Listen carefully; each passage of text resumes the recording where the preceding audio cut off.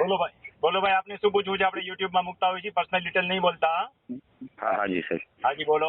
સાહેબ આપણે સાથણીમાં મળેલી જગ્યા છે 1964 બરાબર. તો હવે આપણે એનું ટિપ્પણી કઢાવે ને તેમાં નકશામાં કઈ બોર્ડર નથી દેખાતી ને મારે એનેમાં મેકવાનું છે. તો એમ કે છે ટિપ્પણ મને લાગે છે મારા વિડીયો સાંભળ્યા જ નથી.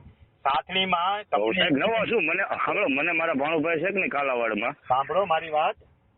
હા સાથણીમાં એક નહીં, તમને એકને નહીં, 90% વ્યક્તિઓને તકલીફ છે. હું અનેક વિડીયોમાં બોલું છું કે સાથણીમાં હુકમ, સ્કેચ, ચતુર્સીમાનો દાખલો અને રોજમાં આટલું હોવા છતાંય સાથણીમાં કબજા ફેર હોય એટલે માપણી સીટ હોય તો જ થાય, અને માપણી સીટ નીકળતી નથી. સૌરાષ્ટ્ર આખામાં 90% થી જાજામાં તકલીફ છે આ.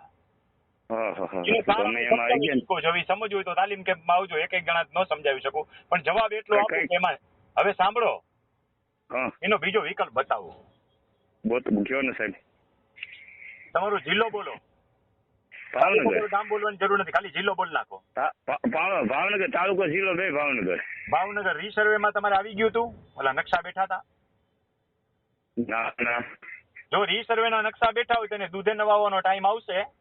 ભૂમિ સીમાંકનના મારા વિડીયો જોઈ લેજો. જો તમારે નકશા ન બેઠા હોય તો કાંઈ કરવાનું થતું નથી, એનું કશું થશે નહીં. જયારે આખા ગામ લેવાશે ત્યારે તમારો લેવાશે.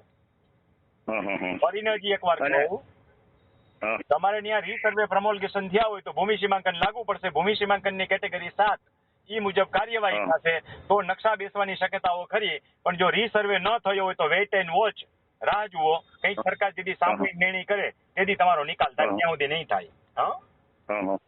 સમજાણું કાંઈ કે ન સમજાણું? મારા વિડીયો સમજાણું. અને સાહેબ તમારા કેમ્પમાં કદાચ પાર્ટિસિપેટ થવું હોય તો હું હમણાં વિડીયો મોકલો, જોઈ લ્યો.